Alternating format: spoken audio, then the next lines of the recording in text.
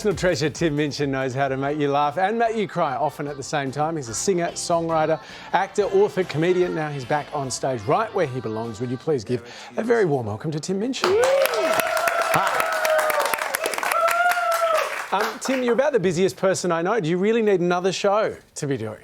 Well, I don't know if the audience needs me to do another show, but I get restless if I don't. And actually, I do manage to stay busy doing lots of different things. And because of that, I'm always missing something. I'm always looking forward to getting back to performing live, especially because I've been doing these book tours. So I cannot wait to be playing music again. It's my favourite thing, really. You say this is a very intimate show. How intimate are we talking here? Well, so this gig is at a new theatre, and new theatres are an incredibly rare thing in Australia. And it's a tiny theatre built out the back of the Lyric Theatre in Pyrmont in Sydney. Oh. And it's 350 seats. And because I've been a very lucky boy, it's been a long time since I've played a theatre that small.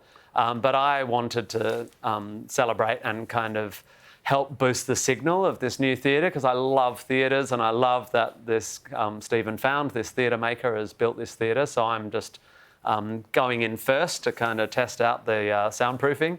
And then there's a whole range of fantastic shows at the Foundry. The theatre's called the Foundry, for the next year. So I'm just here to talk about that, really. Tim, I can't tell you how interesting I found you saying 350 seats is small to play to. Because for me, I knew as soon as I said that, there's no cool way to say that. But you know. Yeah, what can you say? What can you say? I wanted to talk about your musical Groundhog Day, because it just opened in Japan, which is very cool. Are you going to get to see your songs in Japanese?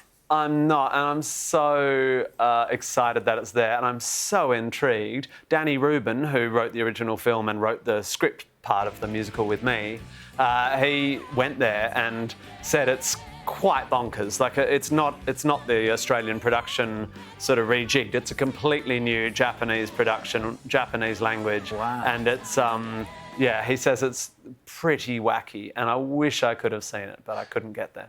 Now, Tim, last night on the show we met the comedian who has made a musical about ray gun, but it's kind of been banned. So I'd like to ask you, What do you mean it's been banned? Well, Ray Gun's lawyers have gotten in touch. There's an issue around... Ray Gun had lawyers? Ray Gun has lawyers. That is a very surprising part of the story. Intellectual property issues, you know, that kind of thing. Protecting the authenticity of her image, all the rest. Should everything be a musical? Could everything be a musical, Tim?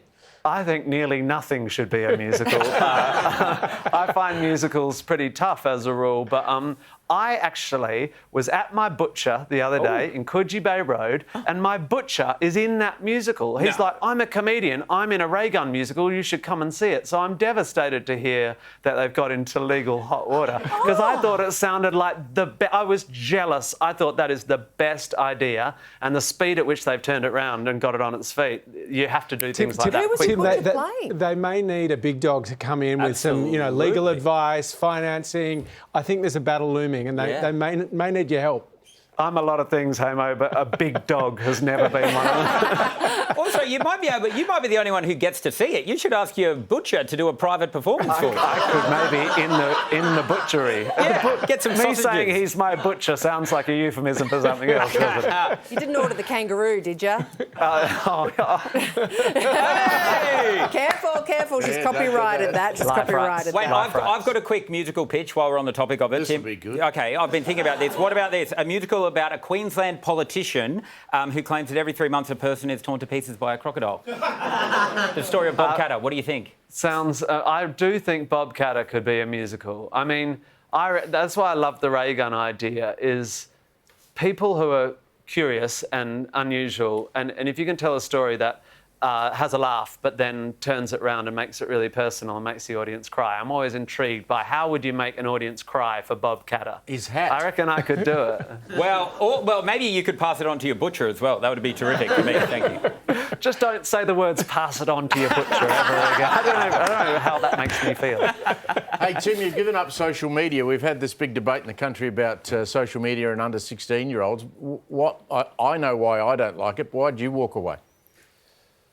I think it's probably incredibly toxic, and we didn't think it was. We thought it would be an amazing marketplace of ideas and it would give voices to the people who didn't have voices, but it turns out that it's just another mechanism by which we can feel outraged. We have been addicted to clickbait, basically. Everything gets simplified, two-dimensionalised, everyone jumps into a tribe. I think it's completely dysfunctional.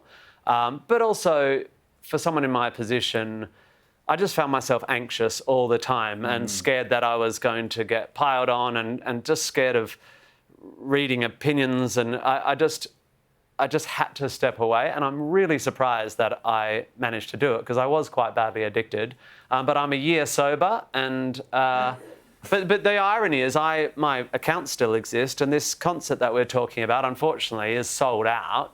I'm really here to just sort of spruik the theatre itself because the concert's sold out, and it's sold out because someone put it on Instagram for me. So, you know, I get to have my cake and eat it too, so I'm just a filthy hypocrite, basically.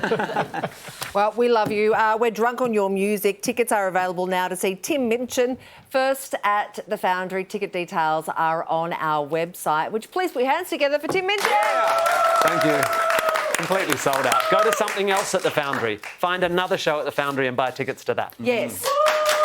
I love the fact that you think 350 is not a small venue. 350 people is awesome. That was amazing. If you're lucky, you might get to perform there one day. Oh, one day. I'll ask his butcher.